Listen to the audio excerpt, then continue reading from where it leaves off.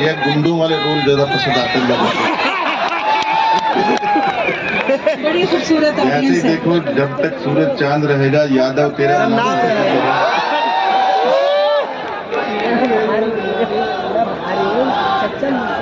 क्या बात है, बहुत बहुत शुक्रिया। इतनी प्यारी ऑडियंस है कि वाकई में दिल खुश हो जाता है। यकीन कीजिए, कोई भी तैयारी करके जो हम आए हैं ना, वो सारी तैयारी हमारी खत्म हो जाती, क्योंकि अब क्वेश्चंस तो आपने करने हैं।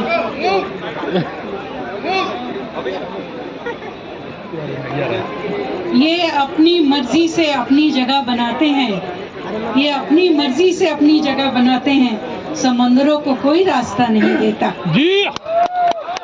ये वसीम बरेलवी का शेर जब भी मैं पढ़ती हूँ तो मुझे यशपाल शर्मा जी याद आते हैं। ये दूसरा प्रोग्राम देखना, उसमें समंदरों को कोई रास्ता नहीं देता।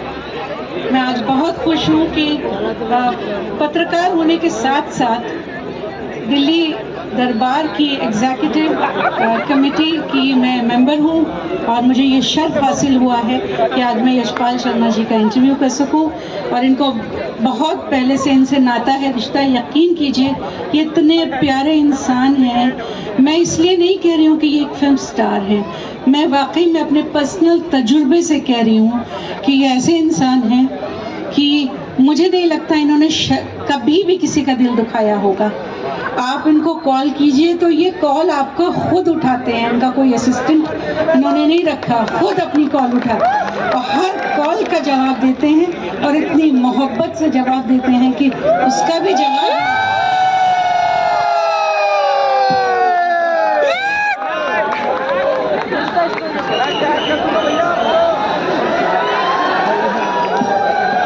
दिल्ली दरबार को शुक्रिया कहने के साथ साथ मैं बहुत ही हमारे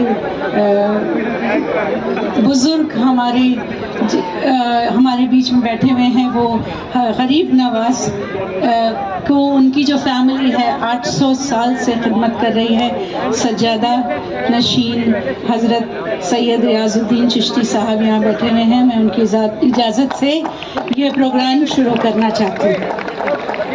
आप लोगों का ज़्यादा वक्त नहीं लूँगी, हज़रत मुझे इजाज़त दें, और आप लोगों का ज़्यादा वक्त ना लेते हुए मैं फ़ौरन इस पर आती हूँ। सबसे पहले, चूँकि दिल्ली दरबार म्यूज़िक के बारे में है, इसलिए चलिए सबसे पहले दादा लक्ष्मी की बात कर लेते हैं। जी बिल्कुल। दादा लक्ष्मी के बारे में बस 2 शब्द मैं कहूँगी, उसके बाद तो यशपाल जी का मंच है। दादा लक्ष्मी ने जो कमाल किया है दोस्तों, उन्होंने इतनी फिल्में करने के बाद, मैं आपको गिनाऊंगी भी नहीं, 100 से ज़्यादा फिल्में, थिएटर, ये वो करने के बाद उन्होंने 6 साल में ये फिल्म बनाई, और हरियाणा के अनसंग सॉन्ग राइटर लक्ष्मी चंद, जिनको प्यार से दादा लक्ष्मी कहते हैं, उनकी फिल्म इन्होंने बनाई जो कि सिर्फ हरियाणा में लोग उनको जानते थे। यशपाल शर्मा जी की वजह से वो अब पूरी दुनिया में जाने जाते हैं।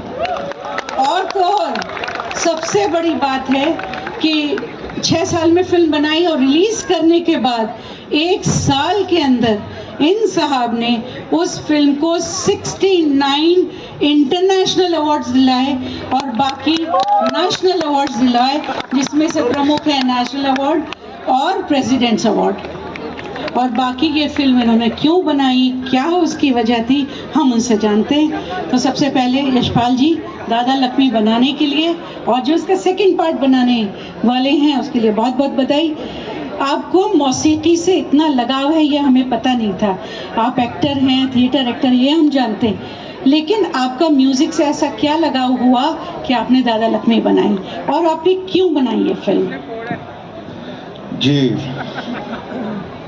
म्यूजिक से ज़्यादा मैं सच बताऊं तो मुझे साइलेंस से ज़्यादा प्यार है। क्या बात, क्योंकि साइलेंस के बिना म्यूजिक का मतलब ही नहीं है। जैसे दिन के बगैर रात का कोई मतलब नहीं, जैसे कांटों के बगैर फूलों का कोई मतलब नहीं, जैसे इसी तरीके से जब तक साइलेंस नहीं है ना म्यूजिक। आपने अभी नोट किया होगा बहुत सारे साइलेंसेस यूज किए हैं, उसकी धमक, उसका जो जादू है संगीत का जो जादू है वो बिना साइलेंस के आ ही नहीं सकता। क्या वो बात। जो खालीपन है वो जब तक नहीं होगा तब उसकी जो धमक है, उसका जो जादू है वो बहुत ज़्यादा क्रिएट होता है। और मैंने पूरी फिल्म के अंदर यही कोशिश की है। मैं आपको बस बताना चाहता हूँ, उत्तम सिंह जी जिन्होंने गदर दिल तो पागल है का म्यूजिक किया था, ये म्यूजिक उनका किया हुआ है जी।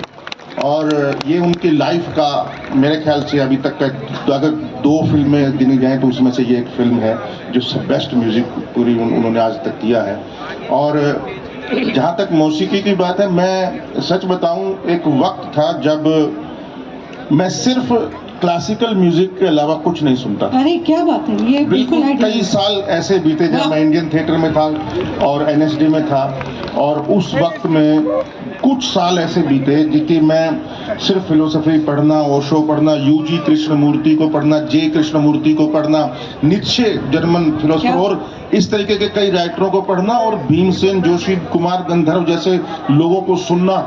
इसके अलावा मतलब एक प्रकार से जादू था और मैं वाकई खो गया था। अभी बाद में थोड़ा जब मसरूफ हुआ तो शायद कुछ कमी आई उसमें पढ़ने में और इसमें, लेकिन एक वक्त ऐसा था कि मुझे जब किशोर यामिनीकर या इनको सुनता था तो मैं वाकई में दूसरी दुनिया में चला जाता था, और वाकई में वो लोग लेकर गए। इसके अंदर ताकत है।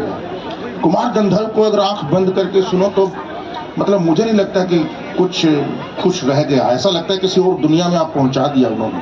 चाहे कबीर दास को सुनो, चाहे कोई कुछ भी सुनो, रियल। तो क्या दादा लक्ष्मी बनाने की जो वजह रही, मौसीकी उसकी मेन वजह है, और थोड़ा सा कुछ उन दर्शकों को जिनको दादा लक्ष्मी के बारे में नहीं मालूम है, थोड़ा सा बताएंगे आप? जी, दादा लक्ष्मी